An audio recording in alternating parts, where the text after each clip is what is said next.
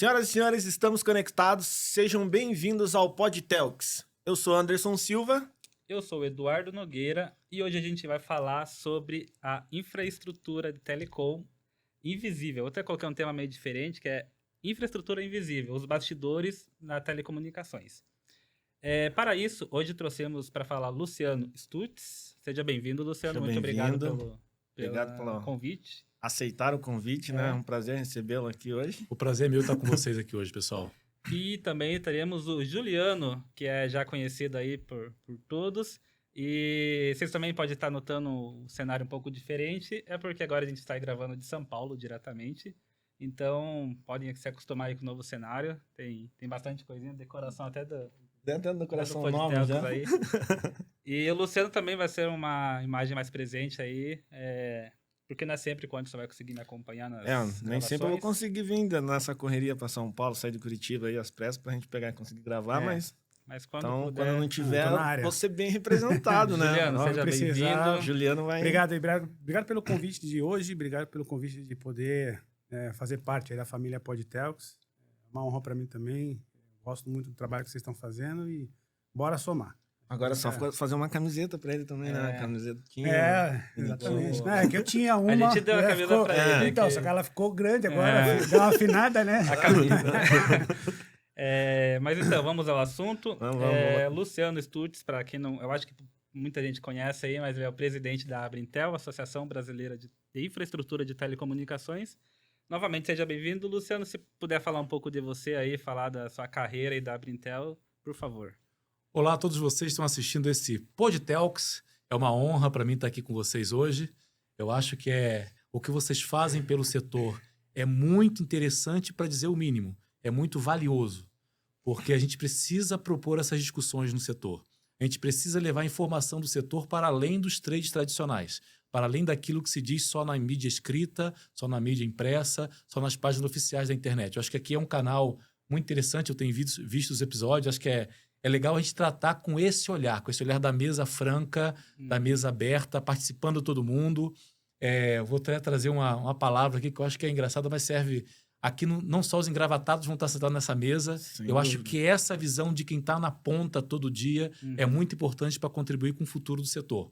Telecomunicações não se faz apenas com as mesas de escritórios.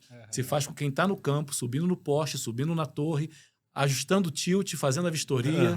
Então, acho que é muito importante trazer essa visão para dentro do setor. Com certeza. Até acho que complementando, é muito legal que o pessoal que está em campo também não sabe como que funciona por trás no escritório e tal. Muita gente acha que é simples, né? É só ar-condicionado, né? Só ar-condicionado, como falam, né? Tá aprovando o projeto, canetado e tal. Mas assim, quando eu fui muito tempo de campo, então eu sei que... Eu pensava assim também, eu tinha essa visão. E depois que eu entrei numa sharing, nas operadoras, eu vi que todo mundo tá sofrendo. Quem tá em campo tá sofrendo, quem tá na mesa tá sofrendo, quem tá na diretoria tá sofrendo, então... Cada um apanha de um jeito. Cada um. Mas falando um pouco de mim, primeiro... De novo, obrigado pelo convite, Anderson, Eduardo, Juliano, que já é um amigo de longa data, a gente vem cuidando aí junto de vários programas de segurança dentro da área de infraestrutura para telecomunicações. Falando um pouco de mim, eu sou um engenheiro eletricista de formação. Eu comecei no setor elétrico. No setor elétrico, eu nunca pensei que fosse mexer em torre, né? Quando eu me formei, eu levei aqueles 5 anos para saber quem sou, onde estou, o que vou fazer. Então, trabalhei em fábrica de cabo, eu fui analista de marketing, uma fábrica de cabo, depois trabalhei na Light, trabalhei na Eletrobras, e aí telecomunicações me achou. Eu fui para uma oportunidade, na época, ainda na Telerge Celular, isso faz 25 anos, foi no ano de 99, eu fui trabalhar na Telerge Celular. Minha idade, quase. E aí conheci esse mundo de telecomunicações, esse setor louco, no qual um dia é diferente do dia anterior, né? E a gente tem muita novidade sempre para contar, seja pelo lado da evolução tecnológica, seja pelo lado da evolução regulatória. Hoje a gente vê o Brasil, quem nasce aí, quem tem 18, 17 anos e tem um celular na mão, não imagina que quando eu comecei a trabalhar nisso, o número maior de acessos era de telefone fixo na casa das pessoas. Valia... Meu pai trocou por carro o telefone fixo na época. É isso. Era um Dizem caminhão que era de dinheiro. bem competido, né? Meu pai tinha 2 linhas de telefone, ele trocou por um Opala, Meu se não pai me era engano. político, né? Não. Tinha 2 linhas, o pai dele era... É engraçado, eu vi o Eduardo falar assim, dizem que era, né? Então, assim, Por aí você já vê, dizem né? que era, dizem que era. Então, deixa eu dar um exemplo legal para vocês. Eu era estudante de engenharia e minha mãe pagou um carnê de um plano de expansão de telefone fixo no Rio de Janeiro para a gente ter a primeira linha telefônica em casa. E isso o valor era dividido em 36 vezes e você, depois que nós pagamos, nós ainda não tivemos a linha instalada. E aí veio a privatização e depois da privatização eu tive que brigar pela minha linha que eu tinha pago as 36 Nossa. parcelas. Então, só para a gente entender... Não, de raiva, Luciano, eu vou trabalhar na Telerge só pra conseguir lá uma linha de graça. Não pensa que você vai raiva. O pessoal fazia investimento com linha de telefone É isso. antigamente, Com pra fazer certeza. troca, Não, e jogada. isso- Meu pai conta essas histórias. Senão Você está falando só de ter a linha, né? Mas depois não era assim, tenho a linha e é barato e é fácil. Meu sogro fala muito a passagem que ele trabalhou em banco a vida inteira. Ele ia num lugar, o telefone era na parede, ele pegava o negócio e gritava, assim, que a agência inteira ouvia, para poder a pessoa do outro lado poder ouvir, né? Porque você tinha que gritar, falava. Ele saia suando no telefonema. Para falar, Você imagina isso hoje, né? Para falar um pouco de história, você que está aí nos assistindo, que é mais jovem, que hoje você fala, por exemplo, com a Suíça, com a Dinamarca, com a Groenlândia, no WhatsApp, o cara lá em real time te responde, manda mensagem ou fala direto numa rede de internet. Meu pai, para ligar para a cidade natal dele, que era 300 quilômetros da onde eu morava, ele tinha que ligar antes, pedir para uma pessoa de bicicleta na casa da irmã dele, avisar que ele ia ligar às 15 horas para a pessoa vir para o posto telefônico e atender a ligação. É. E eu estou falando, porque se você não quer me acreditar, há cerca de 40 anos atrás. Não é Então, muito. o telefone não tinha na casa de todo mundo, né? Uhum. E só para fechar esse capítulo da Então, história, eu não tive meu telefone instalado, na real. Uhum. Eu tive que lutar para receber parte do dinheiro do telefone que eu tinha pago de volta, mas recebi ações da empresa telefônica. E essas ações eu consegui, pasmem, trocar por um carro usado. Então, para a gente entender de que valores que nós estamos falando. Os aparelhos telefônicos eram declarados como bens de direito no imposto de renda. Imposto de renda, eu lembro do meu pai. Então, fazia isso. é dessa história. E hoje você vai em qualquer esquina, compra um chip de por 15 telefone, reais. coloca e tem acesso ao mundo. Então, para a gente ver a que custo nós chegamos a esse ponto de ter essa conectividade tão favorecida, a gente teve que passar por essa história. O Brasil já sofreu muito com falta de infraestrutura de comunicações. A gente vive hoje um momento em que nós somos um dos líderes de conexões no mundo, em que nós somos um país que tem uma integração muito grande de infraestrutura. Por isso a importância que esse setor de infraestrutura de telecomunicações tem na história das telecomunicações. Eu lembro que lá pelo leilão do ano de 2007, que foi o leilão do 3G, se não me engano, que veio a primeira obrigação de todo município do Brasil ter uma antena de celular. Então, eu estou falando de 2007 para agora. Isso vai fazer 20 anos. Teoricamente não tinha, então. Tinha município que nem não tinha uma antena, no caso, uma torre. Lógico, a maioria dos municípios não tinha uma 2007 torre. foi- Então, é isso. Foi ontem, né? É Quase, isso. cara. Então, a gente está falando de uma realidade hoje muito diferente do que nós tínhamos há 20 anos atrás. Quando eu comecei a trabalhar nisso há 25 anos, essa era a realidade. Você tinha um telefone analógico que estava começando a migrar para o digital. Lembrando, você também que nos assiste que não lembra disso, eu estou falando de uma época em que a comunicação digital se restringia ao SMS, que era o grande avanço. É isso mesmo. E você conseguia identificar quem estava te ligando numa bina do telefone. Esses eram os avanços. Assim se vendeu a tecnologia digital. Porque antes disso, uma pessoa te ligava e ia aparecer no display assim, olha, chamada recebida. E você não sabia quem estava ligando. Então, só para a gente entender que um pouco de história coloca e nos situa no grande avanço que nós tivemos no setor. Voltando a falar do Luciano, a minha história profissional então começa na Telerge celular. Eu fiquei 16 anos, eu vi a Telerge se transformar em Vivo, se juntando com a Telesp celular aqui de São Paulo e com a Global Telecom, que atuava no Paraná e Santa Catarina, que é a região de vocês lá, originais. E nesse tempo, juntou na marca Vivo, eu fiquei 16 anos nessa empresa, então até eu saí de lá quando fui para a Nextel, ser o diretor regulatório na Nextel, e saí em 2020 para virar o presidente da Brintel, que é a Associação Brasileira de Infraestrutura para Telecomunicações. Traduzindo aí para você que está nos ouvindo agora, é a Associação das Empresas de Torres, né? American Towers, a SBA, as grandes empresas de torres são associadas da Brintel hoje e também a QMC. Então, nisso que a gente está lá, fazendo essa defesa do setor de infraestrutura e lutando para que nós tenhamos regras claras, precisas e que principalmente incentivem a instalação de mais infraestrutura no Brasil. A gente lembra, com um gosto amargo na boca, do que nós fomos e temos, assim, brilho nos olhos de olhar para o futuro que nos espera de um Brasil cada vez mais conectado. Que vai demandar muito mais infraestrutura, né? Com 5G, principalmente, que teoricamente já era para ter muito mais agora e não sei, tá avançando aos poucos aí. A gente vai falando aí durante o episódio. Legal. O Juliano, você conheceu no Brintal mesmo? Na Brintel. Um pouco antes do Luciano entrar na Brintel, eu criei o comitê de segurança lá. Na época eu trabalhava na SBA. A gente criou o comitê de segurança, que agora é comitê de operações, né? Justamente para fomentar essa parte de segurança nas empresas, né? Nas associadas e na indústria em geral, né? E aí acho que foi por alguns meses depois, não chegou a ser um ano depois, entrou o Luciano e aí a gente continuou aí na batalha. Para quem gosta de segurança, eu ia falar, né? Todos têm que gostar de segurança. Todo mundo tem que gostar. Daqui a pouco a gente também vai ter um assunto sobre a Torre Mais Segura, que é um programa da Brintel aí, que depois a gente vai entrar certinho. Mas primeiro vamos continuar com a Brintel. Poderia comentar, não sei se também, que tempo foi lançado, mas comentar o foco dela diretamente, quais as perspectivas dela para o futuro agora. A Brintel é uma associação fundada no ano de 2013, tá? Só lembrando, quando a gente fala de história, esse negócio de torres em mão de empresa que é não operadora, ele surge no Brasil no começo dos anos 2000, né? Quando começou o serviço celular no Brasil, 96, 97, 98, cada operadora construía sua torre, então ela botava a sua torre e colocava a sua cobertura naquela região.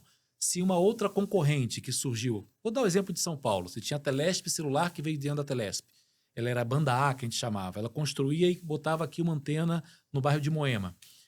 A BCP, que foi a banda B que surgiu, foi criada para ser a concorrente da Telesp celular, ela vinha e colocava uma outra torre, que por vezes era muito perto da primeira torre da Telesp celular, porque ela queria cobrir o mesmo bairro. Uhum. Então assim surgiram as torres, que hoje a gente passa e vê às vezes uma torre perto da outra, exatamente legado dessa época em que você não era obrigado a compartilhar. Você colocava a primeira torre, a segunda torre, a terceira torre no mesmo bairro, porque você não era obrigado a compartilhar.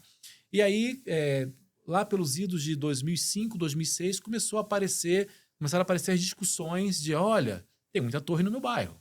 Aí você tinha um bairro que tinha 4 torres num raio muito limitado. Isso começou a prejudicar a paisagem urbana. Isso começou a incomodar a vizinhança. Isso trouxe uma discussão que até hoje a gente tem resquício, mas eu quero esclarecer para você que está nos assistindo, isso é muito importante. Não, a torre e o sinal de celular não faz mal à saúde, não causa câncer. Isso a gente fala com propriedade sobre relatórios da OMS, isso tem estudos sérios e tudo que se fala desse assunto, porque eu viajo o Brasil inteiro nas câmaras, nas prefeituras falando de leis para infraestrutura. Uhum. E a gente, de vez em quando, se depara com essa discussão. Uhum. Então, é importante dizer, qualquer coisa que se diga o contrário é alarmismo irresponsável. Então, a gente conhecido tem... como fake news de hoje em dia. isso. A nossa ideia, na nada verdade...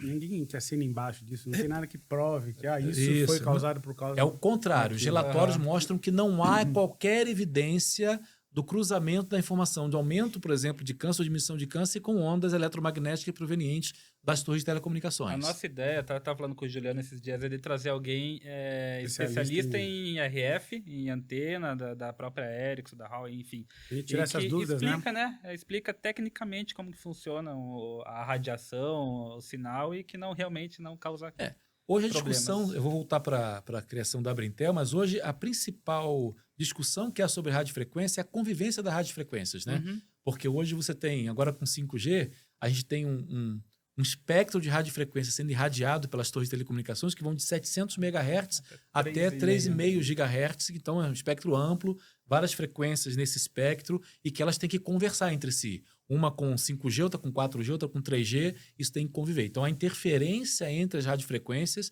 é um assunto muito mais técnico e que tem que está mais na discussão, mais do que a questão da saúde. A questão da saúde foi superada, principalmente depois da Lei 11.934 de 2009, e aí isso está superado. Sim, aparece lá no interior quando a gente vai discutir, mas você que está assistindo a gente aqui agora, que tem aí um pensamento evoluído, convive nesse setor, sabe muito bem que isso é alarmismo e que essa coisa não tem nada a ver. Voltando para a Brintel, que eu estava explicando, então em 2013 surge a associação porque você já tinha uma presença das empresas independentes detentoras de infraestrutura.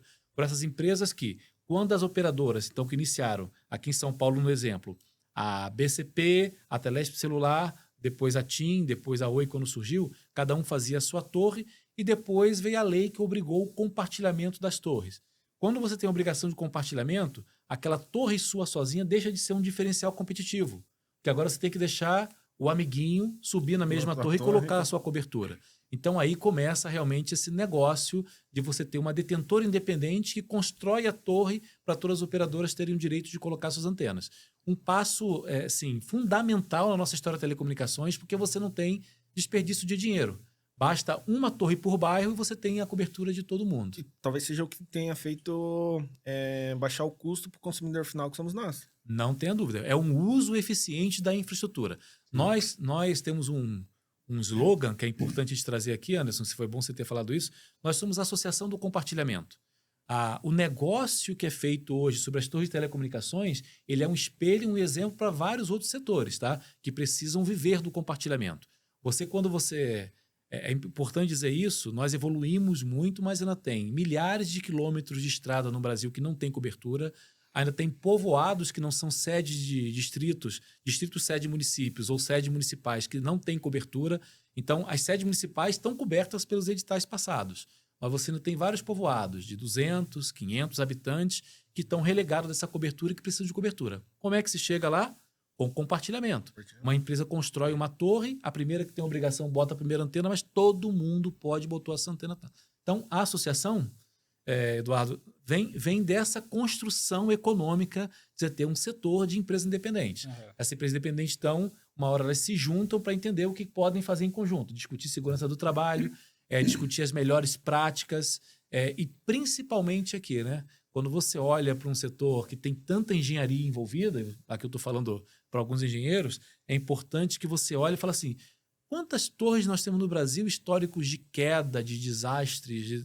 Pouquíssimas. Por quê? É um setor que padronizadamente atende às normas técnicas da ABNT, de CONFEA, de CREA, e que é tudo muito bem feito porque atende às normas. Então, a gente cuidar desse setor para ele ter essa saúde técnica e principalmente para ele ter esse arranjo bem ordenado é que traz a importância da Abrintel existir até hoje. Certo. Até o Luciano comentou, mas para quem... A gente usa muito esse termo que é de sharing aqui no mercado, na mesa, e para quem não é do mercado, da área, não vai... Agora vai começar a entender o que significa sharing, né? Que seria a tradução compartilhadora, né? Compartilhamento, etc. A empresa de sharing é a empresa que eu chamo de detentora, que a gente batiza oficialmente como detentora, porque as legislações federais chamam de detentora da infraestrutura. É a sharing. É a empresa que compartilha, que cria, constrói para compartilhar. To share em inglês vem de compartilhar. Então, a sharing é aquela que compartilha aquilo que constrói. Então, as sharing são... Já que a gente vai usar o termo, a sharing são as detentoras de infraestrutura de empresas independentes. Porque realmente eu acho que veio da cultura, né? Daí quando eu descobri detentora, eu uso detentora só, mas ainda muita gente fala sharing e tal. Tá corretíssimo. E a ideia da Abrintel é expandir essa questão de mais assuntos, etc. Qual que é a expectativa aí para hoje a principal missão da Abrintel, quando eu olho no retrovisor, eu estou aqui, como falei para você, para cá em 2020, estou há 5 anos. Aliás, fiz agora em fevereiro 5 anos. E o Movimento Antenes, que é a nossa principal organização dentro desse setor, vai fazer 4 anos agora no começo de maio. Então, quando a gente olha na história dessa associação, a gente vê os marcos que tiveram a associação no passado, a sua criação foi muito importante, as empresas de sharing sentarem e discutirem essas normatizações foi muito importante. E quando eu olho nesses últimos 5 anos, a gente produziu conversas em comum muito no sentido da segurança do trabalho. Nós fizemos 2 seminários grandes para quase 200 pessoas cada um aqui em São Paulo e trouxemos os trabalhadores do setor para discutir e criar um ambiente da cultura de segurança no trabalho. Vocês sabem muito bem disso, quem está em campo e está nos assistindo muito também sabe. Tem muita gente que vai com a cara e com a coragem numa torre fazer um reparo. A gente precisa mudar um pouco disso, ter um planejamento da atividade, ter uma padronização no checklist e entender que quem vai entrar num campo de uma torre, num site, ele tem que ter um mínimo de cuidado para subir numa estrutura, etc. Então, a importância de ter NR35, NR10 na sua formação, etc., é uma coisa que a gente trouxe no debate da segurança do trabalho, que aí é um assunto da especialidade do meu amigo Juliano, né? Não, eu ia te falar que esse ano a gente não conseguiu fazer o seminário e teve muita gente que veio me procurar. pô, você não fez esse ano, tá? Eu falei, não, eu nem tô mais lá, eu sou na turma de apoio agora, mas eu converso com a turma, falo com o Luciano, pentelhei eles lá para ter, mas a gente mudou alguns projetos e tal. Fica tranquilo, vai vir coisa, tem novidade aí.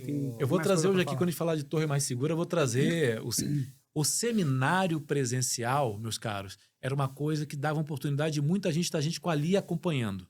Mas a gente está substituindo por um formato que a gente quer alcançar o cara que está em Goiás, Mato Grosso, em Roraima, no Rio Grande do Sul. Isso, né? É o cara que está lá no campo que esse conteúdo tem que chegar. Então a gente vai falar daqui a pouco, vamos falar do Torre Mais Segura, a gente vai falar um pouco da iniciativa da Abrintel para levar esse conteúdo para mais gente na ponta. Legal. E fechando a sua pergunta da Abrintel, o que a gente pretende com a associação? É defender os interesses do setor? É sim, mas não o interesse só da sharing. É defender o interesse de quem trabalha nesse setor, de quem quer ver essa eficiência do compartilhamento chegando e principalmente sendo refletida na mesa de quem consome telecomunicações. A internet móvel hoje, eu não posso dizer que ela é um substituto da internet fixa, da Wi-Fi de casa, mas ela hoje é o principal meio de conectividade das pessoas, principalmente nos centros urbanos. Você não pode pensar num Uber, num iFood, num serviço de delivery, na contratação de serviço, se você não tiver exatamente a mobilidade. Então, por isso que a conectividade móvel, que esse setor de infraestrutura conversa diretamente, você não pode pensar nela sem infraestrutura de suporte, sem a torre, sem o mastro, sem o poste. Tá? Então, para ver esses serviços todos que nós conhecemos do mundo moderno, isso ficou muito claro na pandemia, esse setor de telefonia móvel depende muito dessa infraestrutura e a Abrintel é muito ciente disso e quer contribuir cada vez mais na discussão dessa conexão móvel, de como é que a gente expande, de como é que a gente faz a melhor maneira de levar isso de maneira mais eficiente para a população brasileira. Eu costumo falar aqui, quando eu falo agora nos meus treinamentos, né, independente de estar na empresa A ou na B, quando a gente entra num site, a gente tem 4 elementos lá, sempre. Né? A gente tem a empreiteira que está entrando lá na ponta, fazendo o serviço, que está fazendo o serviço para uma empresa de tecnologia, né? Que tem a sharing, que é a proprietária da estrutura, e por trás de tudo isso aí tem a operadora, que foi quem demandou o serviço. Né? Então, assim, toda vez que você entra no site, você tem essas 4 entidades ali. Se uma tá capenga, Uma depende as da outras outra, 3 vão né, sofrer. no caso.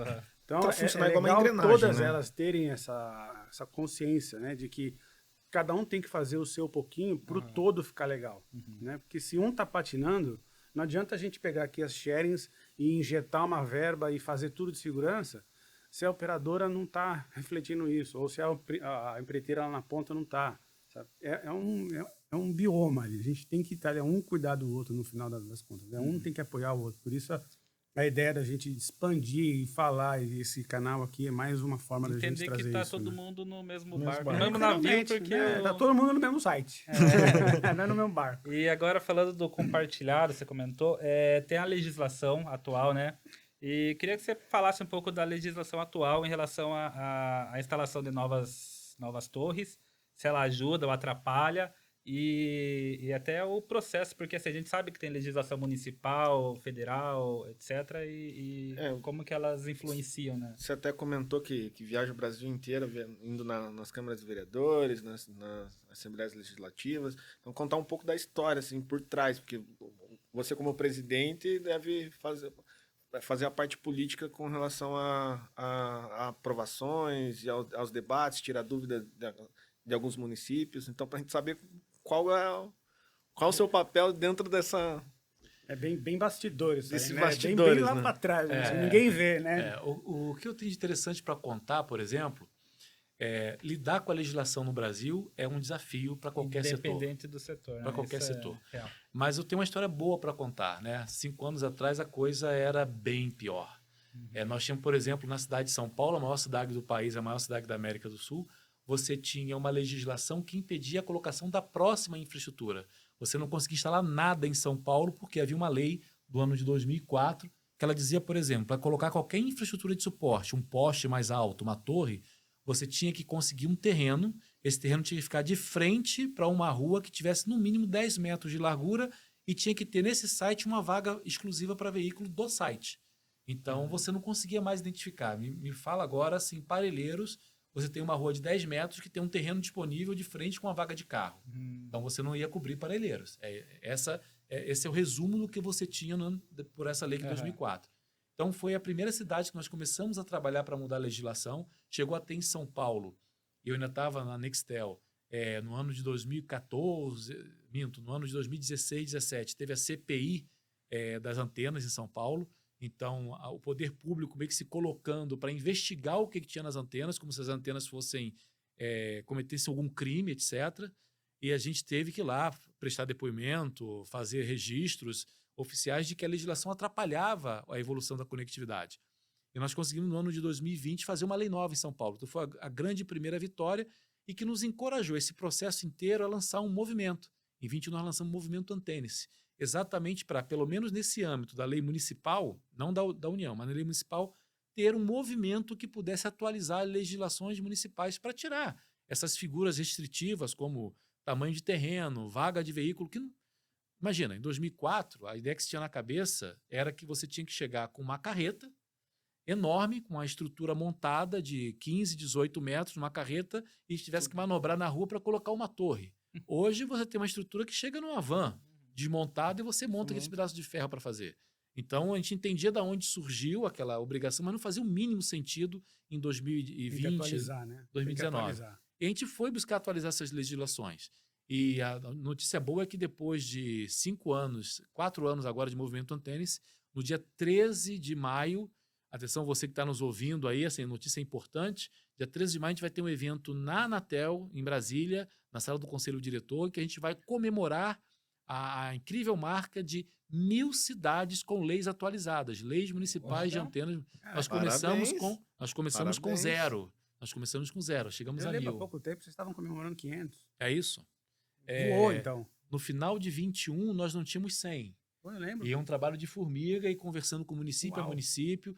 A gente não fez isso sozinho, é importante dizer. Nós somos os únicos patrocinadores do movimento. Mas nós tivemos o apoio de instituições como a CNI, no começo da própria Conexis Brasil Digital, que é a associação das operadoras, que depois eles saíram do movimento, o apoio institucional da Anatel, o apoio da Brascom, da Telcomp, que são associações que têm operadoras e têm outros entes que ajudam a trazer a conectividade com importância no ambiente digital. Também tem a Associação Brasileira de Internet das Coisas, que é a BINC. Então, o movimento o MID, que é um movimento de desenvolvimento industrial, eu esqueci agora, alguma coisa digital. Perdão, Victor Magnano, meu parceiro, esqueci o nome, mas depois eu lembro aqui e trago para vocês. Mas todos eles nos apoiaram institucionalmente. Nós fizemos durante 8 meses uma discussão de um projeto de lei padrão. A Abrintel, na época a Conexis Brasil Digital, o Ministério da Economia, que na época do governo Bolsonaro era o grande ministério, e o Ministério, o MCTIC, que tinha comunicações com TIC, tudo junto. Nós fizemos a discussão e chegamos num documento padrão. E virou o standard que a gente começou a oferecer aos municípios para discutir e virar a nova lei municipal. Então, a gente tem aí aproximadamente 92% das leis, dessas 1.000 leis, foram feitas com base nesse documento padrão abençoado pela Anatel e pelo Ministério. Então, isso facilitou muito o nosso trabalho. Já vinha com a carta de recomendação, já. Isso, mas, cara, teve dia que foi insano. Teve dia de fazer 8 reuniões com prefeituras durante o dia. Então, você tinha uma sessão de 40 minutos com um, acabava, tomava uma água segundo, terceiro. E você sentiu muita resistência, assim? Aí, pensando assim, fora do âmbito legal, assim, você sentia que os municípios, esses 1.000, foram bem, né? Estavam abertos a isso? Ou eles falam assim, São Paulo fez também, vou fazer? Eu vejo claramente 3 fases que me vem aqui à cabeça agora. O começo muito difícil, que foi um começo de convencimento, que nós tínhamos na mão a pandemia e a conectividade levada como agora uma coisa essencial. Assim como água e luz, a pessoa que não tivesse conectividade em casa, o filho não conseguia estudar. Ele não conseguia trabalhar de casa, não conseguia fazer o home office.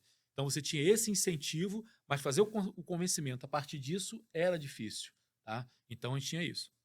Um segundo fator que ajudou muito, muito, muito, foi que a gente começou a olhar para o 5G. E falar assim, cidade, eu quando conversava com todos os prefeitos falavam assim, eu quero minha cidade sendo uma Smart City. Cidades inteligentes. Smart City, Smart City.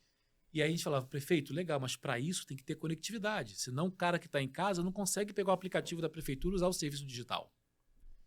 E aí, Eduardo Anderson, que virou a chave, porque o que aconteceu no final do dia foi, para ter Smart City, o cidadão, o munícipe, tem que ter conectividade em casa. Sim. E nós, na onda do 5G, nós conseguimos então fazer uma leva de aprovação muito grande. E aí o edital do 5G começou a vir para a imprensa, começou a se falar muito em 5G, e um dos pré-requisitos é que a cidade, para receber mais antenas de 5G, tinha que ter uma boa legislação. Senão, porque o 5G usa de 5 a 10 vezes mais antenas. No medo. Medo. E um dado aqui, não vem. um dado aqui importante, o 5G usa de 5 a 10 vezes mais antenas do que o 4G para cobrir a mesma área, por causa do valor da frequência.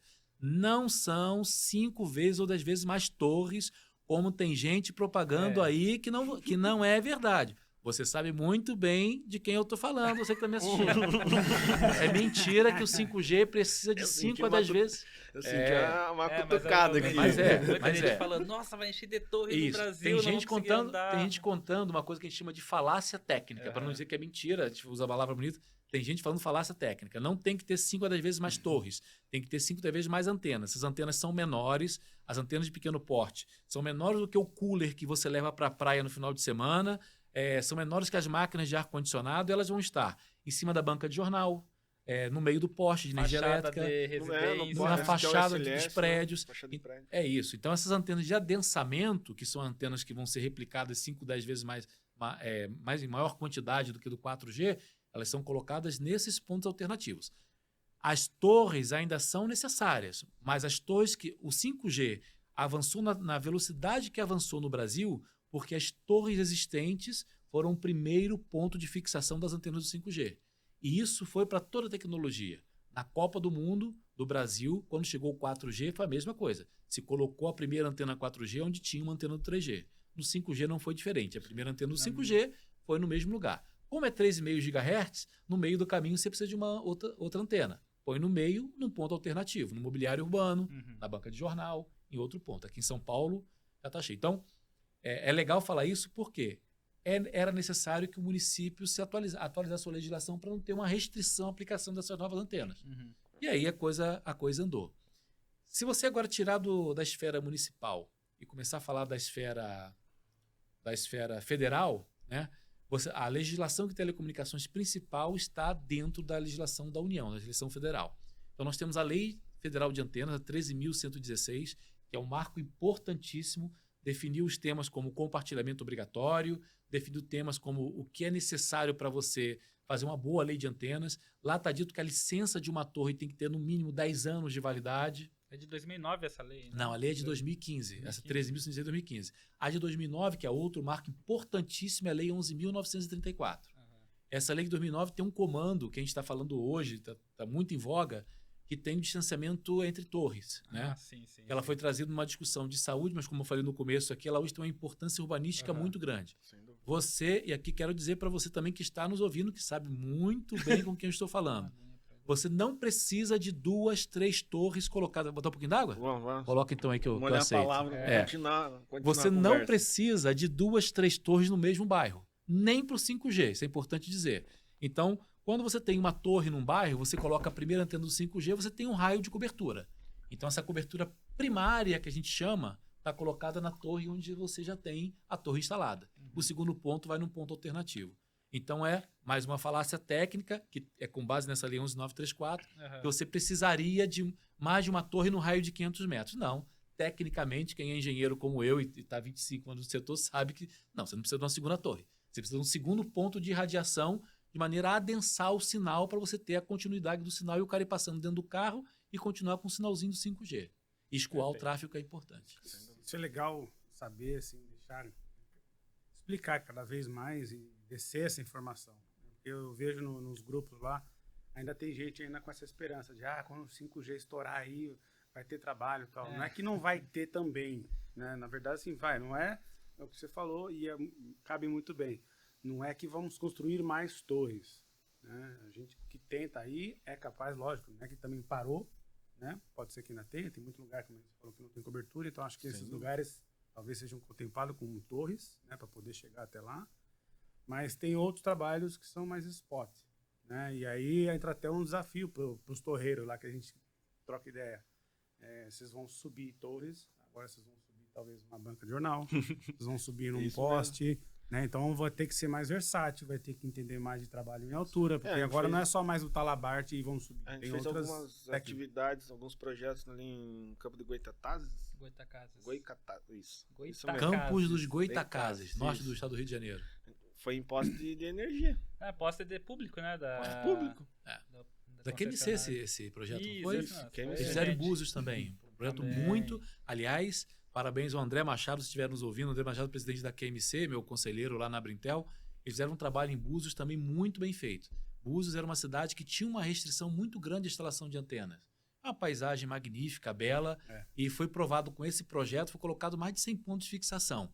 Tem tanto projetos de 25, 30 metros de altura, disfarçado de formato de palmeira, nos pontos turísticos. Então você vai lá ver, que palmeira esquisita tão alta. É uma torre de celular disfarçada, porque precisava. E é importante. Camuflagem, né? Camuflagem. É projeto especial para área especial. Não adianta também você, prefeito, achar que vai ter um projeto especial no subúrbio, porque o projeto especial custa 4 vezes mais caro do que um projeto normal. Então, isso inviabiliza a colocação de uma nova infraestrutura. Mas o legal dizer há uma solução técnica hoje para cada necessidade. Em Búzios tem o poste de iluminação pública, porque poste de energia elétrica às vezes está muito tumultuado, né? Tem muito cabo e tal, mas o poste que ele é dedicado à iluminação pública, tem só a luminária lá em cima, ele é um forte candidato a receber essas antenas de adensamento que a gente fala. Então é super candidato. E respondendo a sua pergunta, nós fizemos um estudo que foi do Sebastian Cabeio, ele é da SMC+, uma consultoria internacional que tem. O Brasil tem aproximadamente 80 mil torres, se a gente for falar em números grandes, tá? Há uma previsão de pelo menos mais 30 mil no Brasil. E onde esses 30 mil? Esse cálculo foi feito sobre as premissas do edital do 5G. Para cobrir os 35 mil quilômetros de torre e mais de 7 mil localidades que estavam mapeados naquela época do edital do 5G, você vai precisar de mais ou menos mais 30 mil torres. Esse é um cálculo por cima. Então você vai Até ter... 2030, mais ou menos, que eu acho que era 2020, 2030. 2030, né? Isso aí. Eu acho que o CERN vai ter 28, o grande construção até 2028. Mas por que isso está colocado à mesa? Quer levar a cobertura a quem não tem. E ainda tem muita gente sem cobertura. Então, sim, vai ser necessário construir mais torres, vai ser necessário manter as torres que hoje lá estão. Os equipamentos daqui a pouco, gente, a gente está falando aqui de 5G como uma novidade. 25 anos aqui nesse setor. A única dúvida que eu não tenho é que daqui a pouco está falando em 6G e depois em 7G. Então, vai ter antena aberta para trocar nas torres existentes. Quando então, não colocaram nem a 3G em algumas cidades, já estão falando em tem cidade, a gente vai, né, rodando para cima e para baixo, a gente olha no celular e de vez em quando tá lá. Hzinho mais, o HSPA, HSPA, né? HSPA. Aí pula pro 4, aí vai pro 5 e volta, dependendo onde você tá, né? Isso é uma convivência normal com tecnologia, isso vai haver. Você trouxe uma palavra aqui que é muito importante. Vai haver sempre o hotspot e vai haver o local de cobertura. Na estrada, a gente não tem uma cabeça, um convencimento, e principalmente por motivos econômicos, é importante dizer, tem que fazer jus para o cara que instala, senão ele não instala. Isso é um negócio, isso não é uma filantropia. Então, vai cobrir todas as cidades do Brasil com 5G? Provavelmente não. Porque para a maioria dos serviços existentes hoje, com 4G, você faz monitoramento de frota, que é o que está na estrada, comunicação de voz com socorro para delivery, tudo isso 4G dá e sobra. Até o 3G em algumas ocasiões. Então é muito mais sensato você pensar que você vai fazer essa cobertura nova com equipamento 4G. Um 4G, gente, ele permite uma videoconferência. Então a gente está falando aqui que é o cara que pode trabalhar de casa com 4G. Era o que existia na pandemia. Então, se você pensa na cobertura para novas localidades, é 4G. Agora, se você falar o que você falou em hotspot, no centro de São Paulo, aqui em Moema, na zona sul, nas capitais, nas cidades com mais de 500 mil habitantes, 5G. Esse 5G é necessário porque você está começando a criar um ambiente de conectividade para surgirem novos serviços. Deixa eu lembrar para vocês aqui. Eu sou mais velho aqui na mesa, mas eu vou trazer para mais perto. Se vocês não lembram, antes da Copa de 2014, você não tinha um Uber tão claramente dividido aqui para toda a sociedade brasileira. Você não tinha uma conexão de 4G. E o Uber, para você acompanhar o motorista andando no mapinha, é necessário um 4G. Então é importante a gente entender que, olha quantos serviços digitais com base em aplicativo o Brasil ganhou depois que a cobertura de 4G se expandiu e chegou aqui. Alguns bairros só que tinha Uber. É isso. Igual os patinetes hoje, né? São alguns bairros que tem. É legal fazer essa relação de a evolução da cidade. Eu acho que o país cresce com a telecomunicação crescendo. Eu acho que é um... Conectividade crescendo. Um outro parceiro que ajudou a gente a lançar o Movimento Antênese foi a CUFA, e um dos palestrantes que a CUFA ajudou a trazer para a gente foi o Renato Meirelles, do Instituto Locomotiva. Eu lembro dos números, esses não estão defasados porque fazem 5 anos, mas um dado que ele trouxe que foi impressionante. Na pandemia, aproximadamente, eu acho que o número é esse, 42 milhões de pessoas no Brasil entraram para algum negócio digital. E nas periferias. Por quê? Eles passaram a vender um produto para o WhatsApp para além das suas comunidades. Eles passaram a dirigir um carro de aplicativo ou fazer uma entrega de moto a partir dos aplicativos. Vocês entendem a importância que 42 mil pessoas trazem para a economia do Brasil quando começam a mudar a sua atividade com base numa plataforma digital? E foi uma realidade que foi colocada fórceps na nossa mesa, porque a pandemia ninguém avisou que ela ia chegar. E você teve a necessidade de fazer tudo isso de repente. Então, para ontem. O Brasil se desenvolve junto com as telecomunicações, eu não tenho dúvida disso. E esse é um vetor importantíssimo da gente pensar em infraestrutura para ter um crescimento ainda maior do país nos anos que estão vindo por aí. É o que você falou, né? Água, luz e agora dados. Serviço essencial. Não tem como, né? Acho que tem muita gente aí que deixaria até de tomar banho, mas não deixaria de ficar desconectada, né? Eu não consigo ficar sem o celular nem um pouco. Então, Virou parte, né? Virou parte. Você não tá sozinho. Isso eu posso garantir. Tem muita gente assim. E voltando no assunto ali das cidades do movimento Antênese, né? Vocês chegaram a 1.000, um número bem expressivo, mas contando que o Brasil tem 5 mil cidades, acredito, se eu não me engano. 5.700 eu faltei a aula de geografia, eu lembro. Mas não, tem 5.570. Tem uma previsão de alcançar pelo menos, sei lá, metade, alguma coisa assim? O movimento não para. Eu até hoje, se não me engano, Vanessa, um beijo para você, Vanessa, que é minha grande escudeira, o governo conhece. Ela toca essa agenda com maestria lá com os prefeitos da cidade do Brasil inteiro. Vanessa, nesse momento, ela hoje estava fazendo com Sabará, se não me engano, Minas Gerais, fazendo uma reunião lá com a municipalidade, exatamente por conta de uma lei de antenas. Ontem teve reunião com cidades, amanhã tem outra, então todo dia a gente faz essa reunião e o trabalho não parou. Mas o que é claro agora para a gente hoje o movimento principal, aliás, eu comecei a falar disso lá atrás e me perdi, tá vendo? A terceira fase hoje os municípios já pegam outros municípios maiores como referência e já estão atrás da legislação. Esse movimento se consolidou no Brasil. A gente não precisa estar tanto mais divulgando porque aconteceu, não é no automático ainda, mas a gente vê um movimento de incentivo daquele município que não ganhou 5G, ele fala, rapaz, meu amigo aqui ganhou. Então, o boca a boca, né? Então, a boca do isso povo. pode virar até marketing político, né, na época da eleição. Com exclusividade, eu vou trazer para vocês aqui um dado que é o dado para dia 13, para o evento que a gente fazia da comemoração. Esse é dado que a gente levantou lá com nossas contas, tá? Então, um dado verídico e crível. Essas cidades, essas 1.000 cidades que fizeram lei de antenas, algumas já têm 5G, outras não. A maioria absoluta tem já o 5G. Mas o que acontece? Uma cidade, se você pegar só as cidades com mais de 100 mil habitantes, que tem 5G, as que têm leis e as que não têm leis. As que têm leis, ela tem um número de 1,8 vezes melhor número de habitantes que dividem a mesma antena de 5G do que aquelas que não têm lei. Ou seja, ela tem uma relação de habitantes por antena de 5G 1,8 vezes menor. Por que isso acontece?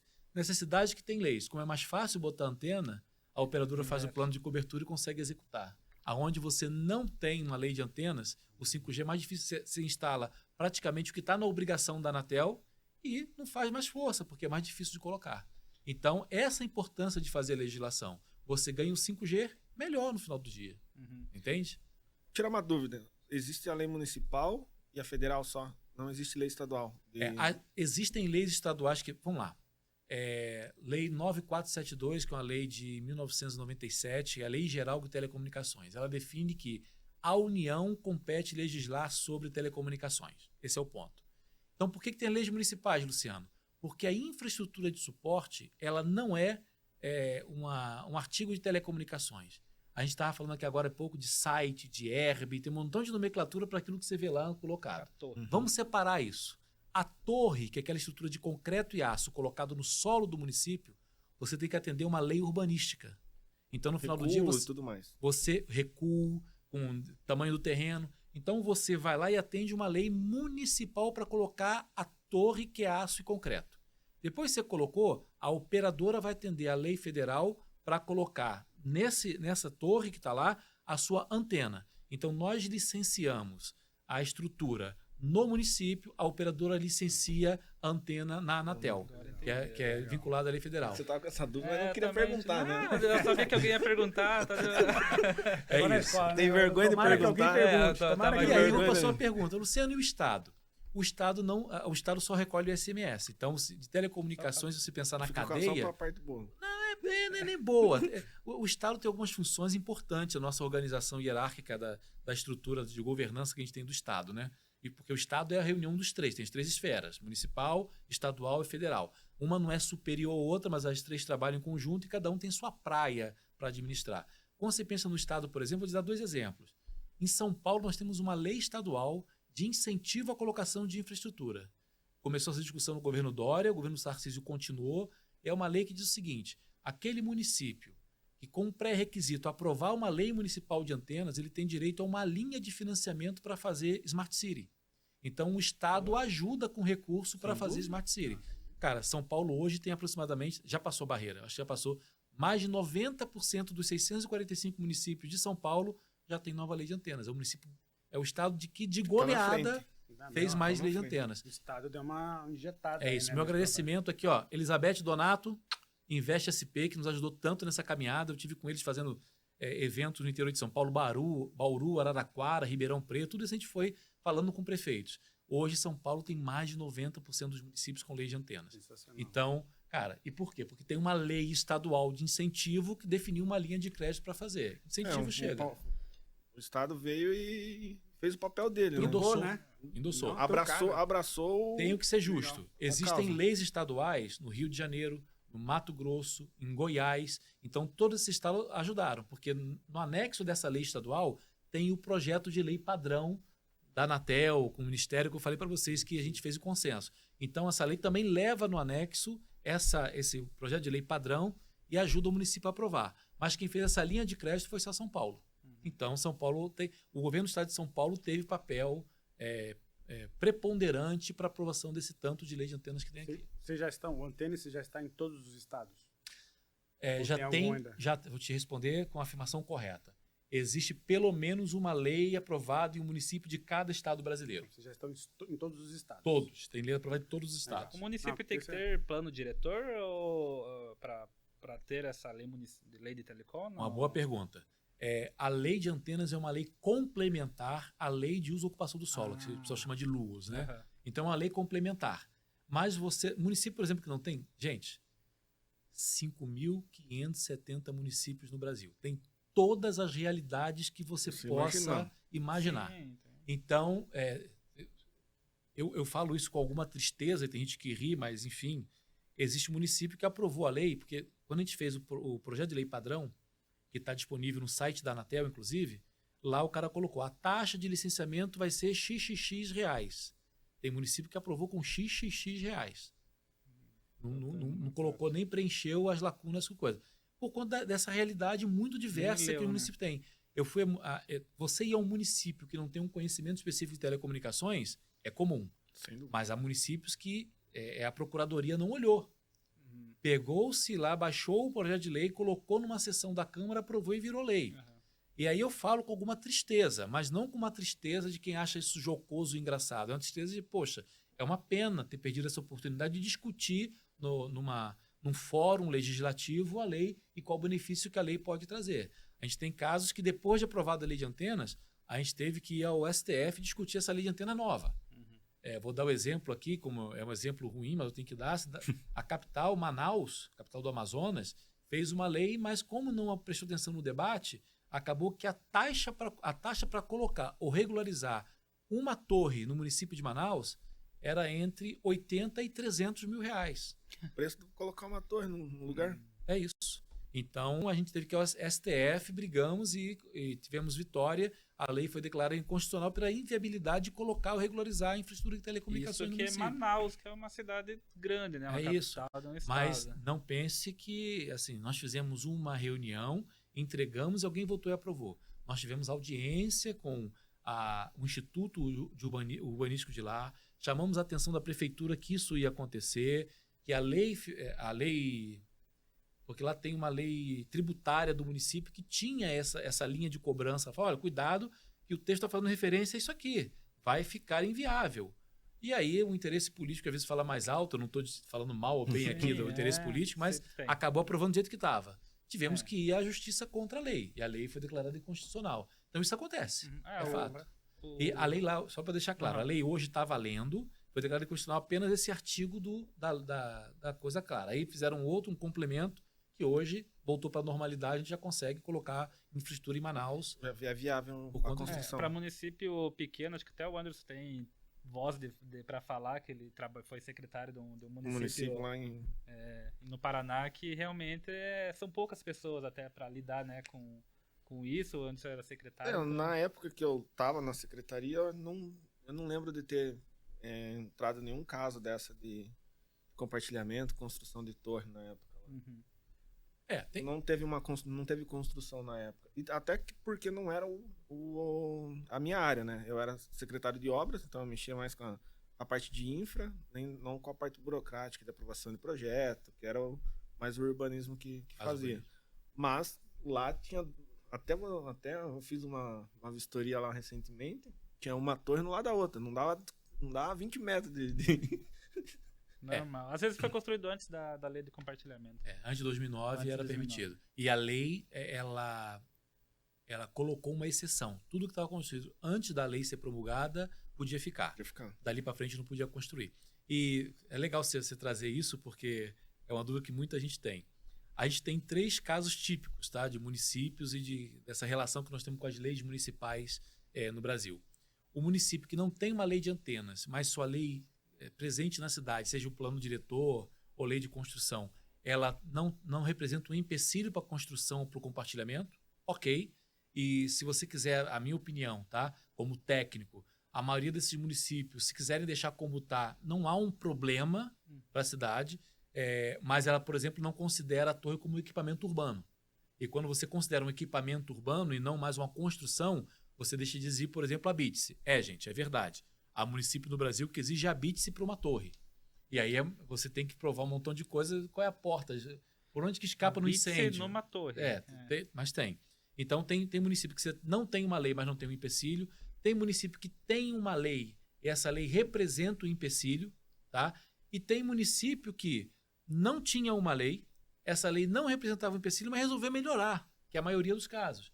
Então, quando a gente consegue mostrar para o município os benefícios que se tem quando você tem uma lei de antenas específica para antenas e que isso traz um benefício de conectividade para o cidadão e que, principalmente, prefeito, você não tem um centavo de dinheiro público envolvido nisso, o investimento é totalmente privado e o munícipe lá na ponta ele só vai ter mais sinal e cobertura em casa, você não tem investimento público, você não tem para nada, nem polícia, nem nada, aí a pessoa se convence e fala, então eu posso facilitar a vida desse investimento que vai trazer facilidade para a vida do meu munícipe. E aí a coisa vai. Então a gente tem esses 3 tipos de casos. Fiquei curioso, fui procurar. O quê? Rio Branco do Sul, onde eu era secretário de obras, tem uma lei aqui. De 2024. Mas você não estava mais lá, então. Não estava mais lá. Esperaram você sair para falar. Mas tem aqui... Você era o empecilho. Não, mas... Assim, a prefeita lá é uma pessoa muito determinada, tá fazendo um excelente trabalho lá na... A Karime Fayad tá fazendo um excelente trabalho lá. E ela é urbanista, né? Essa é a diferença. Pronto. Ela é urbanista, então ela pensa fora da... Ela pensa fora da caixa, assim, sabe? Legal. Tá fazendo um excelente trabalho. Com certeza ela deve...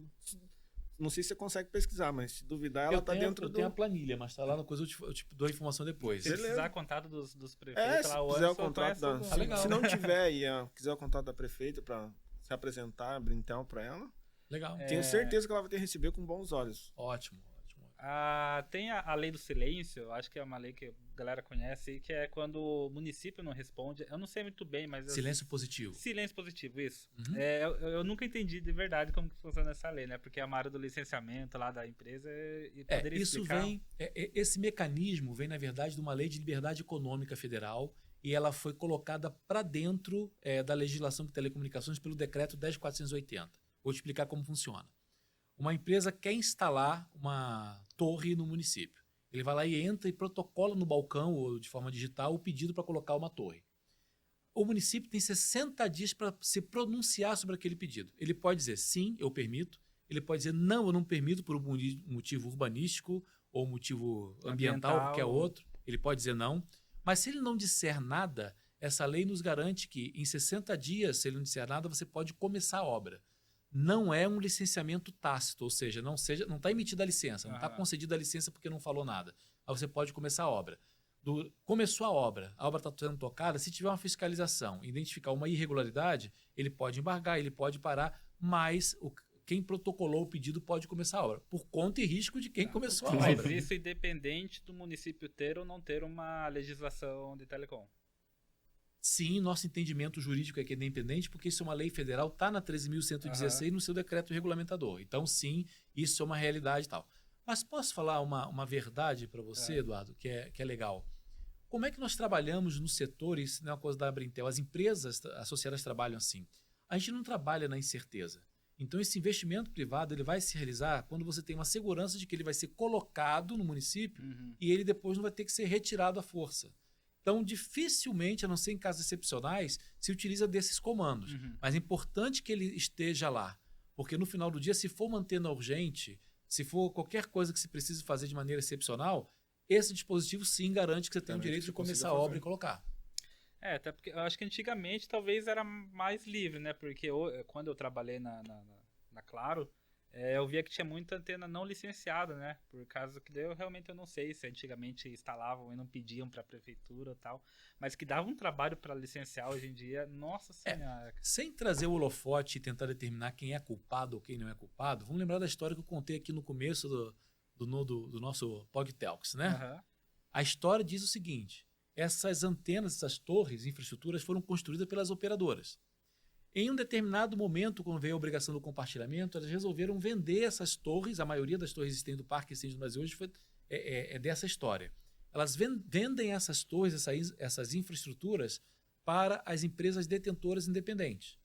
Então, a maioria dela já veio sem licenciamento da época que foi construída. Seja por uma mudança legislativa, seja porque na época a empresa, e algumas delas ainda eram estatais, como a Telesp Celular em São Paulo, a Telerge Celular, onde eu comecei a trabalhar, começaram como empresas estatais. Então, às vezes o Estado falou assim, constrói aqui, para botar o sinal de celular aqui, pode construir, no terreno do Estado. E depois privatizou.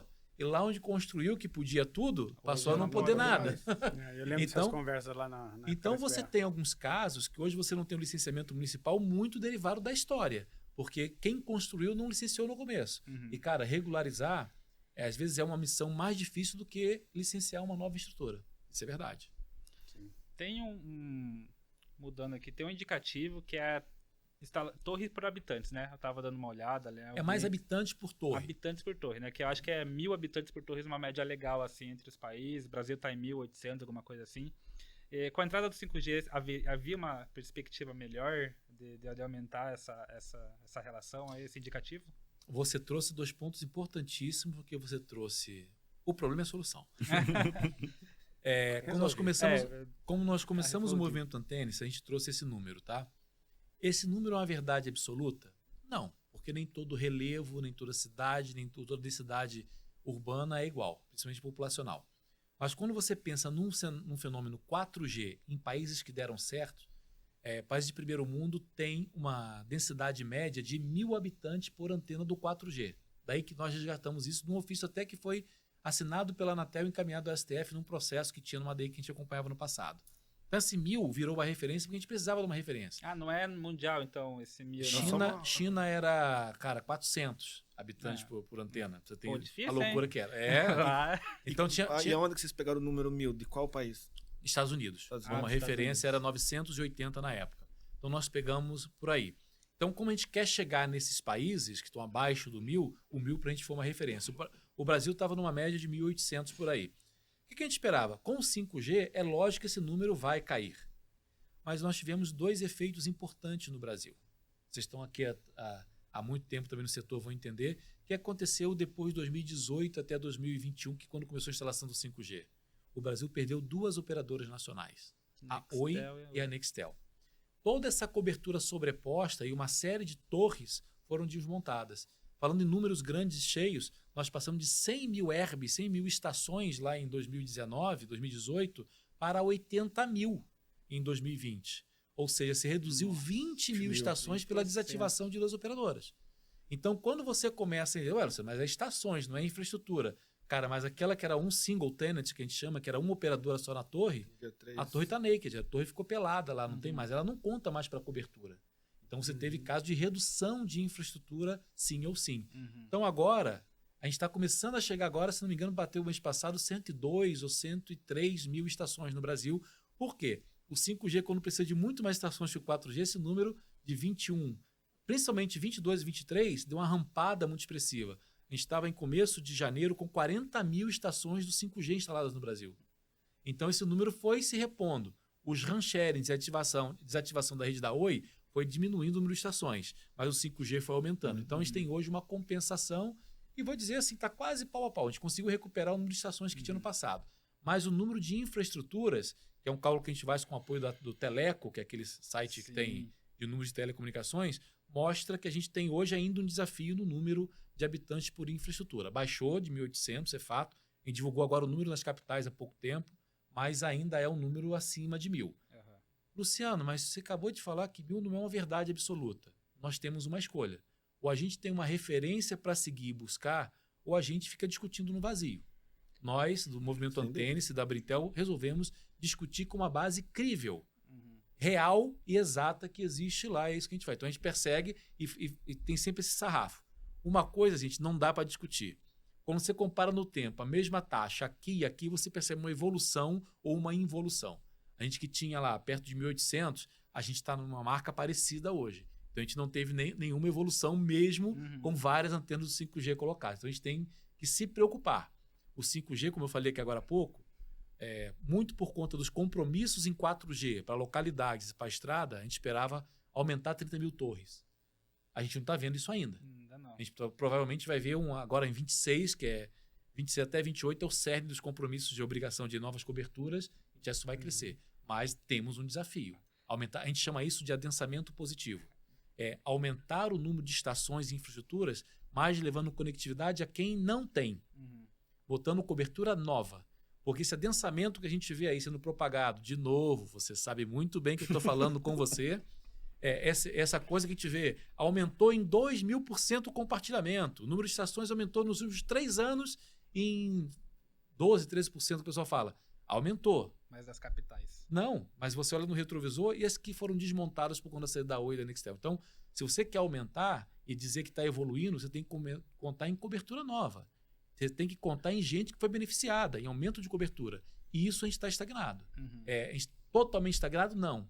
Tem um avanço muito singelo que para 5 anos eu entendo, para 6, 7 anos eu entendo que isso é nada. Seria contabilizar novos usuários, né? Novos telefones, novas linhas que estão sendo... Mas novas linhas, nova população atendida. Sim, é nova cobertura geográfica mesmo. Uma torre onde que no distrito isolado é muito melhor do que colocar uma torre ali na cidade onde já tem muita gente sendo atendida, no caso. É por aí. Porque se você contar por linha, só no meu CPF tem 6, cara. Todo mundo lá de casa. Meus filhos tem tudo.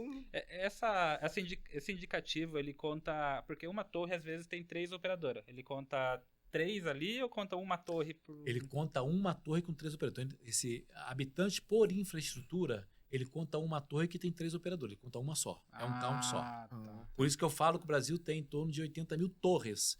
Torres e infraestruturas. Mas ela tem mais de 100 mil estações. Por quê? Numa torre você pode ter uma estação de uma operadora, outra estação de outra operadora. Então, tem 2 estações numa torre.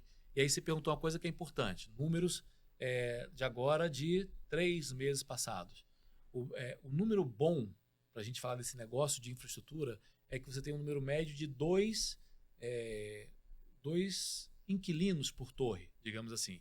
É o número que dá para você compartilhar. Justifica você botar dinheiro no negócio para receber 2 aluguéis naquela torre. O Brasil hoje está em 1,3. Isso caiu muito depois da saída dos 2 operadores nacionais. Sim. Então, começou a ser um negócio que, para uma nova torre ficar de pé, a gente precisa discutir essa questão de quantos vão ser os inquilinos que vão ocupar. A torre single tenant, a torre que tem um só inquilino, ela é uma torre que não vai dar um bom retorno. Por isso que o compartilhamento é o nosso lema e nosso slogan. Até para as detentoras, eu trabalhei numa sharing e que comentava que realmente falou, cara, não está compensando fazer torre nova como operadora. Tem que focar nas que existem, que era 70% do portfólio, que estava com uma operadora só. Nessas que a gente tem que fazer novas instalações para compensar para todo mundo, né? Até para o usuário final ser mais barato aí os pacotes. O que acontece, a gente conversava aqui um pouco disso, Anderson, Eduardo e Juliano, um pouco antes da gente começar o debate Os gravando, bastidores, os bastidores, a gente falava um pouco de é saudável, não é saudável, o que tem por trás desse setor, o que não tem por trás desse setor. A gente precisa dizer que existe um ecossistema de telecomunicações. Quando você olha fatiado um setor, as operadoras, as detentoras, as empresas de ambiente digital, que é quem vende os aplicativos, todo mundo depende de todo mundo. Se você não tem cobertura, o cara do aplicativo não chega no povoado. Se você não tem cobertura dessa operadora, também você não vai ter uma torre. Então você depende que esse cara ponha a torre, esse cara ponha a antena e esse cara leva o aplicativo. Senão você não completou o ciclo positivo e benéfico para a sociedade. Então é legal a gente pensar nisso como um ecossistema. Quando eu vejo alguns discursos, eu tenho que trazer isso aqui de maneira muito clara, alguns discursos mais oportunistas de mercado, por razões econômicas, eu tenho que pressionar aqui esse negócio para ter maior lucro, então vou falar umas falácias aqui, uns dados recortados para ver se cola, para ver se eu tenho uma medida da Anatel que é contra esse cara para apertar o contrato dele. Isso é ruim, porque quando você pensa no ecossistema, quando você aperta um setor que é do miolo da cadeia, como o nosso, você enfraquece a próxima torre que vai ser construída. Não, porque eu vou reduzir o preço do aluguel porque vai ser melhor. Ora, se você enfraquece uma empresa de torres, você está enfraquecendo todo um ramo de gente que vai a campo encontrar o melhor lugar para colocar uma torre. Você está enfraquecendo a expertise de quem sobe, monta. Então, isso é uma visão muito curto-prazista, que você está olhando o dia de amanhã de pagar menos, você não está olhando o horizonte de 5, 10 anos, que você precisa desse setor para expandir a cobertura. Então, é importante dizer que nem todo discurso oportunista, você tem que sempre olhar do ponto de vista técnico. Isso justifica. Não, fiz uma análise aqui de 5 anos e cresceu 2.000% o compartilhamento. Porque você tirou os 2 anos antes, onde Nextel e Huawei saíram do mercado. Isso tem que trazer luz sobre isso. É isso, mas está no mercado, nem só no telecom, acho que em todas. É em tudo. Eles manipulam os dados para sempre parecer mais. Nem manipula, mas faz o recorte que lhe convém. Isso. E a gente tem esse cuidado muito grande na Abrintel. Mesmo quando a gente vai convencer, a gente é muito transparente com os prefeitos, com os vereadores. O que nos mantém muito vivos nessa campanha do Antena-se nesses últimos 5 anos é exatamente a gente ser muito transparente e coerente com o discurso do primeiro ao último dia. Eu nunca sentei numa mesa de prefeito falando assim, uma torre não incomoda a janela do seu município. Eu nunca disse isso. Porque a gente sabe que a gente também é cidadão no final do dia. Agora eu sempre disse, olha, apesar de incomodar, o benefício que vai trazer é muito bom. Seria muito fácil dizer, não, o 5G vai só trabalhar com antena pequena. Então você pode aprovar a lei aqui, que não vai ter. Não, vai ter sim, se for necessário, pode ter uma torre. Então a gente tem que ter esse discurso muito claro, trazendo os benefícios e os impactos para que a gente tenha credibilidade. Eu acho que fazendo uma relação é igual instalar um rooftop, né? Que a gente já até explicou o que é um rooftop. Mas igual você falar para o síndico, não, vai colocar ali uma anteninha pequena, e daí você chega na hora da obra lá, bota um mastro de 8 metros com 4 antenas, 2 antenas por setor, e já entra outra operadora às vezes. Então tem que ser muito sincero, eu acho, desde o começo para depois não. Senão você cria um problema para si próprio. Com toda a cadeia, né? Não é só. Várias vezes a gente pega a casa assim, a gente faz lá o projeto, a gente não tem contato com o síndico, faz lá o projeto, daí chega na hora de executar a obra, eles barram porque. Porque não achavam que era daquele tamanho lá. Não sabia que era tanto ferro lá em cima. Será que o prédio aguenta? Aí começa atrasar essas obras, entendeu? Atrasar a obra, criar problema, daí tem que entrar jurídico na jogada, um monte de coisa. Começa de novo. Mas não. Foi legal esse ponto que você trouxe, Luciano, porque a NET lançou um vídeo exatamente sobre essa preocupação em cuidar da cadeia de suprimentos, né? Desde de quem escreve o contrato lá, a operadora não querer só pensar no lucro, espremer tanto, porque depois bate lá na ponta. E tem transporte, tem logística. Nós moramos num país gigantesco, então nossos desafios logísticos, eu estava conversando agora há pouco no treinamento de manhã, a gente estava falando sobre isso, né? Como a gente pega a fábrica lá em São José dos Campos, levam um equipamento lá para Manaus, né, para parar, né, a logística que é para esse equipamento chegar e encontrar com a equipe lá para poder fazer o trabalho, né, e o que vocês falaram de achar essa mão de obra nesses locais. Né? Então, O que a gente prestou atenção é que esses dias a gente tinha um serviço que tinha que pegar 16 horas de barco, né? Santa Isabel do Rio Negro. Então, 16 horas de barco. Recusou, né? Porque não tem como. Eu vou dar um exemplo para vocês que esse foi ótimo. Eu me deparei com isso há um mês e meio atrás. A COP vai acontecer em Belém. Tem uma ilha onde vão ter umas reuniões, uns eventos relacionados à COP lá. E aí, uma de nossas associadas foi convidada a fazer um site. E esse site, como está num lugar protegido ambientalmente, teve toda uma discussão. Então, todo um cuidado para fazer o site, porque o site tem um site lá na ilha, em outro local que não é o local onde vai ser o evento, mas o site está deteriorado, muito ruim, porque nunca se fez manutenção, porque não pode entrar na ilha facilmente, aquela coisa toda. Então, o Ministério Público, a Prefeitura de Belém, todo mundo envolvido na COP fez uma discussão de meses para falar, ok, permitimos, vamos ter que ter um site lá, porque tem que ter conectividade, senão é um evento internacional, não pode não ter. Um associado nosso ganhou, então, foi convidado, porque é especializado em sites especiais, não pode ter canteiro de obra, não pode ter, uma série de restrições ambientais que eu até entendo, é uma área especial. Mas Então, não era pesado. é um projeto especial. Um projeto especial, ele é sempre mais Caro. Eu recebi isso, que a gente está tendo uma discussão no STF sobre uma questão e tal. Você acredita que usaram esse exemplo super especial, onde a pessoa tem que fazer 2 horas indo de barco, leva o material do dia, não pode ter banheiro químico, nada, ela tem que voltar no final do dia com todas as ferramentas, tudo, no dia seguinte ir com o material que vai usar naquele dia e voltar. Isso é um deslocamento caro. Isso é uma equipe cara, que leva muito mais tempo para fazer. Vieram com esse exemplo para mostrar que olha aqui que absurdo de dinheiro que estão cobrando. Está cobrando a sharing para fazer um site novo. Uhum. E aí, como se aquele fosse o caso típico de construir um site no Brasil. Então, a gente tem que tomar cuidado com esses discursos oportunistas. Uhum. Pegaram um exemplo projeto especial, né? cheio de BO, cheio de problema, Isso. para pegar e bater no telecom. Que, na minha opinião, tinha que ser elevado essa obra, esse projeto, porque é um projeto que está colocando uma solução onde você tinha um problema. Sem dúvida. E ele foi colocado como um problema de preço. E olha, com o endosso do Ministério Público, com o endosso da Prefeitura de Belém e tudo. Então, a gente tem que ter muito cuidado com qualquer coisa que se leia, porque na hora do desespero, e é desespero mesmo, você sabe muito bem de quem eu estou falando, na hora do desespero, os argumentos que aparecem são os mais loucos. Absurdos, né? E não tem coerência técnica. Uma preocupação nós temos, seja para o prefeito, seja para o técnico no campo dos nossos seminários, seja com o ministro do STF, o que a gente leva para eles é a coerência técnica de defender um setor que trabalha amarrado nas normas, nas regras. Isso a gente sempre faz. Pode falar, perdão. Eu vou tirar mais uma dúvida. Não, Quem entrou no Ministério Público contra esse projeto especial? O Ministério está acompanhando tudo porque é uma área preservada, não é só ambiental. Acho que tem uma coisa indígena também. Então, tudo desde o começo foi discutido com o Ministério Público. Até o valor? Até o valor da execução? Não, o valor é o contratante com o contratado. Ah, entendi. Mas teve que atender para esse valor, esses requisitos, inclusive aqueles colocados pelo Ministério Público. Ah. Vamos falar aí, vamos fugir agora um pouco da legislação e falar da torre mais segura, que eu acho que agora o Juliano vai gostar, né? Tá de braçada aqui. Falar sobre o programa um pouco, né? Até o Juliano pode comentar também e qual que é aí também a ideia, como surgiu, né? Eu acho que surgiu desde quando o Juliano estava lá, né, Juliano? Sim, é um projeto que já vem há bastante tempo. Mas eu vou deixar o Luciano falar. O que eu tenho para falar agora, assim, já é que eu gostei demais. Eu falei para você até, né? Muitas pessoas vieram me procurar e falaram assim, pô, ficou legal, o projeto é bacana. Eu elogiei bastante o Rafael lá, ele estava nos bastidores. Mandar um abraço pro Rafael, que um abração pro Rafael. Já veio aqui. Exatamente, ele já é parceiro do Podtelcos há bastante tempo.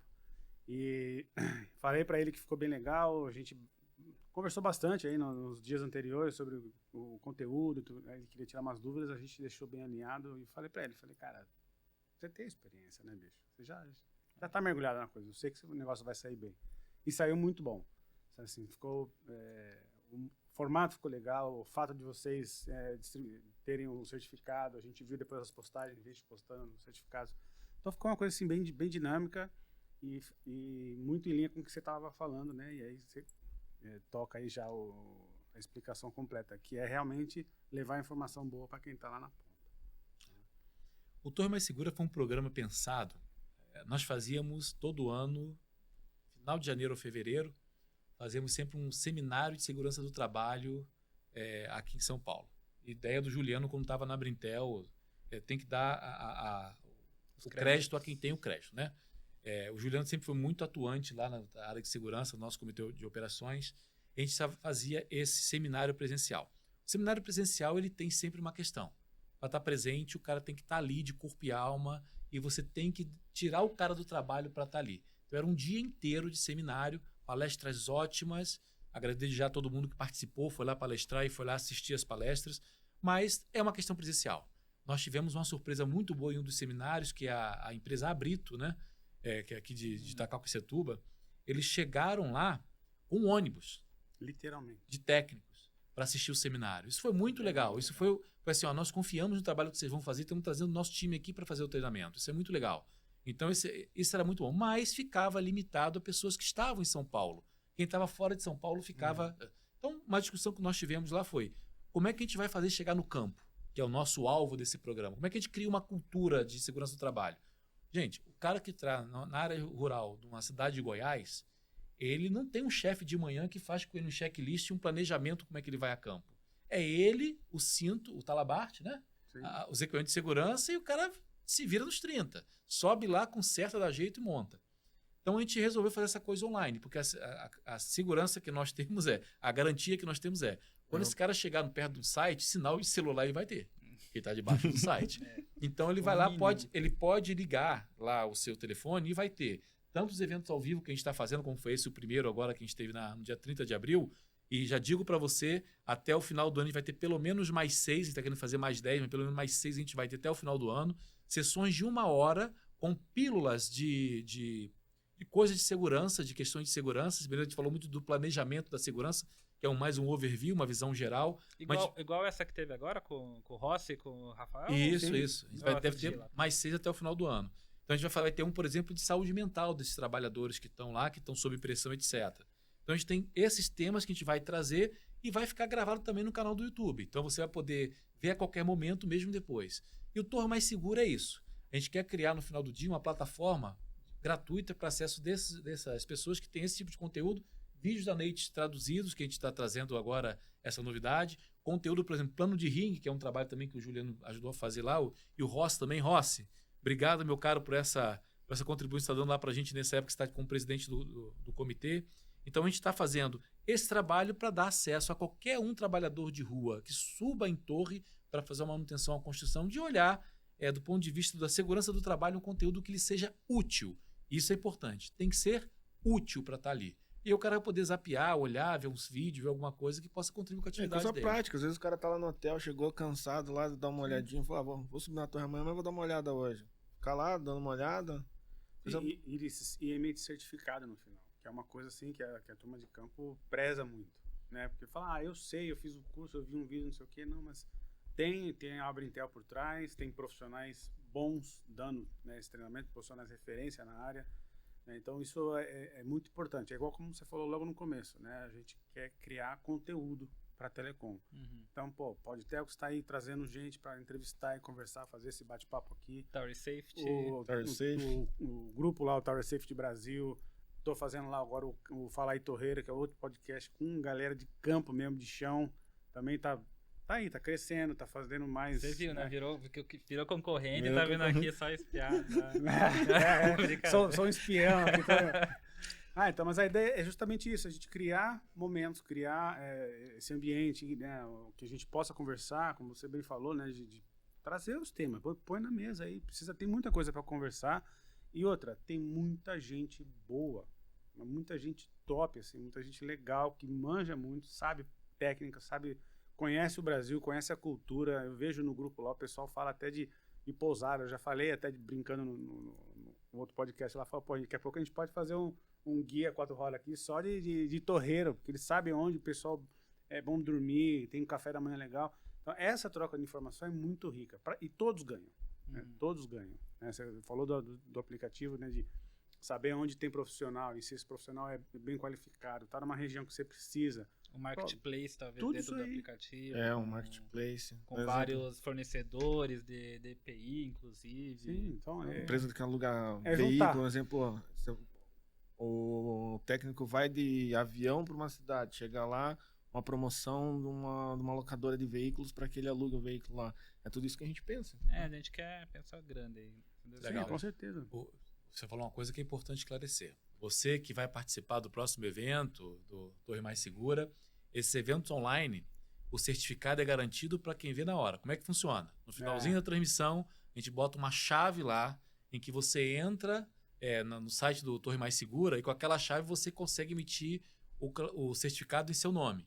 Então, quem vê depois vai levar o conhecimento, mas não vai levar o certificado. Sim. Então, para ter o certificado, você pode ver depois. Se não me engano, são 2 horas depois a gente fecha a emissão do certificado. Então, se você vê na hora, ou se você assistir com um delay de até 1 hora, você consegue emitir o certificado no dia.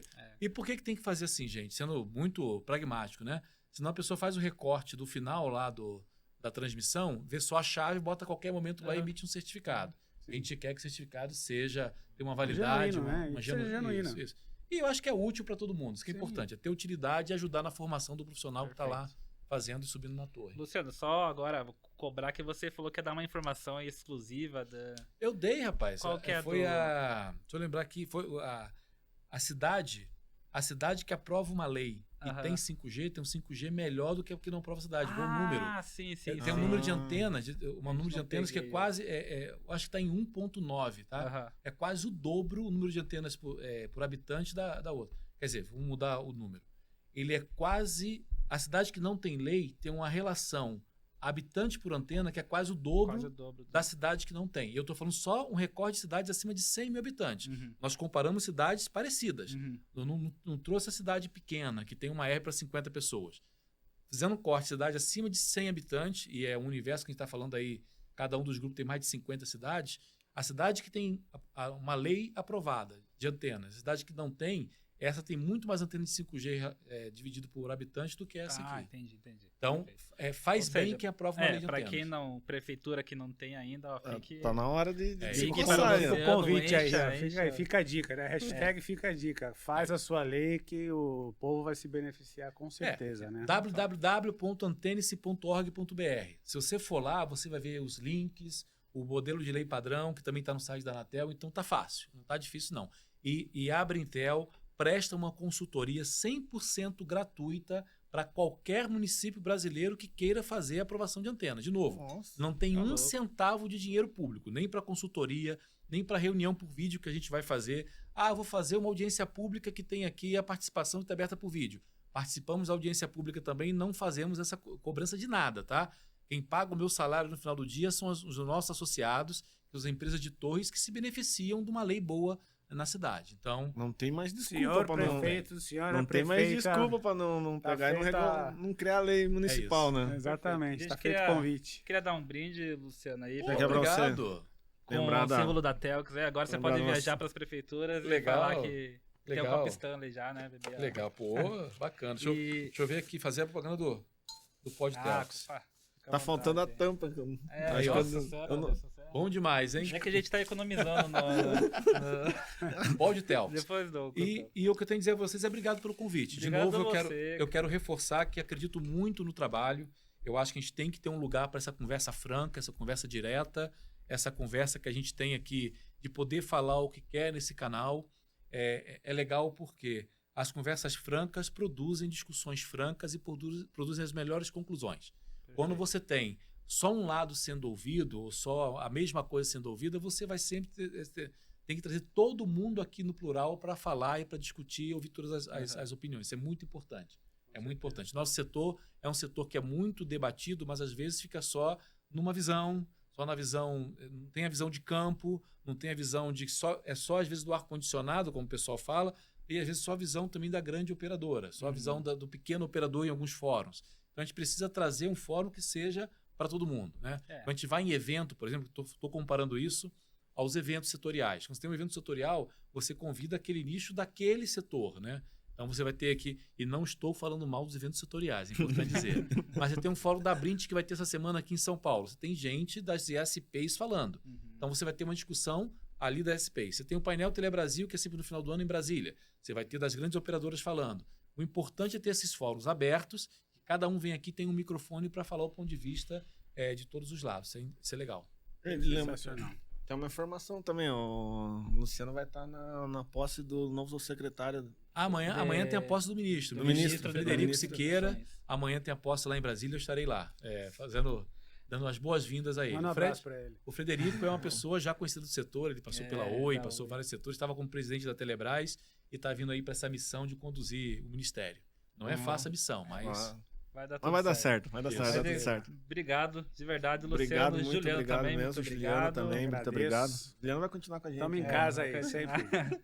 E se você aceitar, com certeza pode vir mais vezes falar aí, Luciano. Sempre bem recebido. Eu nem vejo como um podcast, vejo como uma aula que eu tive aqui Ah, da com legislação. certeza. E... Não, meu conhecimento é limitado ao que eu vivi. Ah, Então, assim, não mas tenho é esse- conhecimento É ilimitado. isso que é legal. Acho que cada podcast que a gente passa aqui, a gente aprende alguma coisa a mais. Absorve né? um, A absorve gente um, não é, um conteúdo. a gente né? faz na intenção de ensinar quem vai assistir, mas na verdade a gente que aprende absorve muito. aqui um monte de coisa e vai aumentando nosso repertório também. Muito legal. Verdade. E ao pessoal, compartilha, curte, inscreva-se no nosso canal. A gente vai estar postando aí agora, acho que talvez semanalmente. Vamos ver ainda. Vou dar uma estudada. Depende do Anderson. Eu moro em Curitiba. É muito mais né? agenda, Nosso né? escritório É, em muito Curitiba, mais daí tem que agenda. vir gravar em São Paulo. Aí fica meio pesado. Mas cara, eu amo estar aqui. Se amo, der, amo. se der semanalmente, né? Eu vou vir morar pra cá, se duvidar. Muito obrigado, galera. Muito Um obrigado. abraço. Não esquece de seguir nossas redes sociais, acompanhar todo no Instagram, Facebook a gente tem TikTok não tem, né? TikTok não, né? Ainda não. Ainda não, Ainda mas não. Ainda não. segue a gente aí e acompanha que tem muito conteúdo bom pela frente. Obrigado. Grande abraço. Valeu.